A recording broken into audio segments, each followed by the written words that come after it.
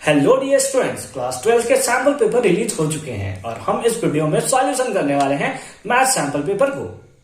हम हर एक क्वेश्चंस के लिए हर एक वीडियो को अपलोड करेंगे। इस वीडियो में सिंपली हम लोग क्वेश्चन नंबर 1 का सॉल्यूशन करने वाले हैं। तो चलिए, कंप्लीट प्लेलिस्ट का लिंक मिलेगा आपको डिस्क्रिप्शन में, एक बार डिस्क्रिप्शन आप जरूर चेक कर लोगे। क्वेश्चन नंबर 1 क्या है? If A equals to A I जे, ए जो है वो ए आई जे के फॉर्म का है, is a skew symmetric matrix. और ए के बारे में हमें बताया गया है कि कैसा मैट्रिक है, that is skew symmetric matrix. अब स्क्यू सिमेट्रिक मैट्रिक्स क्या होता है? स्क्यू सिमेट्रिक मैट्रिक्स अगर हमारे पास है, ए है जो कि किस फॉर्म में है, ए आई जे के फॉर्म में हमें देखने को मिलता है। तो स्क्यू सिमेट्रिक मैट्रिक्स हम लोग इसको कब बोलते हैं? जब ए का जो ट्रांसपोज होगा, बहुत अच्छे से बात सुनोगे, ठीक है। स्क्यू सिमेट्रिक मैट्रिक्स कब बोलेंगे? जब ए का जो ट्रांसपोज होगा वो इक्वल होगा माइनस ऑफ ए के। ये जो है वो हमारा मेन बेसिक्स पॉइंट है इस क्वेश्चन को सॉल्व करने का। स्क्यू सिमेट्रिक मैट्रिक्स है, इसका मतलब ए का जो ट्रांसपोज होगा वो सिंपली किसके इक्वल होगा? माइनस ऑफ ए के, ठीक है।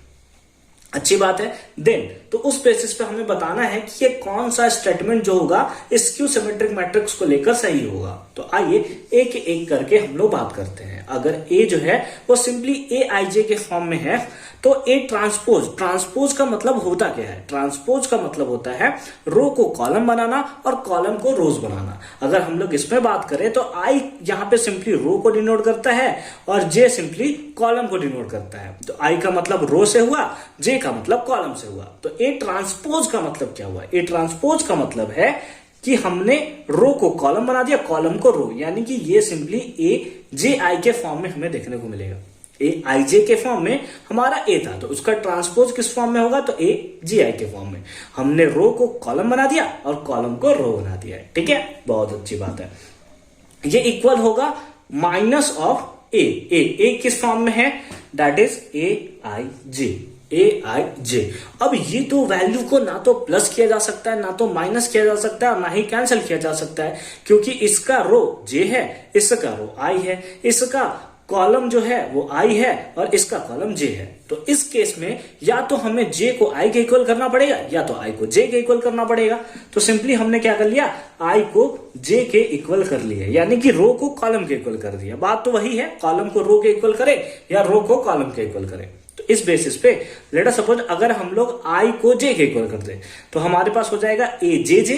ये जो होगा वो इक्वल होगा माइनस ऑफ ए जे जे, है ना। आई को सिंपली जे के सिंपली इक्वेट कर दिया हमने, तो ए जे जे जो होगा वो इक्वल होगा किसके? माइनस ए ऑफ जे जे के, ठीक है। अच्छी बात है। अब ये माइनस में इधर आए तो प्लस में, तो ट्वाइस ऑफ ए जे जे, ये इक्वल होगा किसके? 0 के। तो इस बेसिस पे आप बोल सकते हो कि ए जे जे जो होगा वो इक्वल होगा किसके? 0 के। ए जे जे जो होगा इक्वल होगा 0 के। अब ए जे जे का मतलब क्या है कि ए आई जे जो होगा वो इक्वल होगा 0 के, और ए आई जे इक्वल कब होगा 0 के? जब हमने कैटेगरी लगा रखा है कि आई इक्वल होना चाहिए जे के। तो ये हमने पूरा डेरिवेशन करके यहाँ पे रख दिया है। अब इस बेसिस पे आप ऑप्शन बता सकते हो कि कौन सा है, that is option number C is the right answer. हालांकि स्क्यू सिमेट्रिक मैट्रिक्स में आपने एक चीज बहुत अच्छे तरीके से पढ़ रखा है कि कोई भी मैट्रिक स्क्यू सिमेट्रिक मैट्रिक्स तभी कहलाता है जब उसके डायगोनल जो है वो सिंपली कितने होते हैं? 0 होते हैं, ठीक है। तो आप इस बेसिस पे सिंपली आप टिक करके निकल सकते थे कि A I J equals to 0 where I equals to J, ठीक है। ये तो आपने पढ़ रखा है बेसिक्स में मैट्रिक्स के, ठीक है। तो आई होप कि ये कॉन्सेप्ट आपको एकदम प्रॉपर फॉर्म में समझ में आया होगा। मिलते हैं आपसे अगले वीडियो में क्वेश्चन नंबर 2 के सॉल्यूशन के साथ। कंप्लीट प्लेलिस्ट का लिंक डिस्क्रिप्शन में है, तो एक बार डिस्क्रिप्शन जरूर चेक कर लोगे।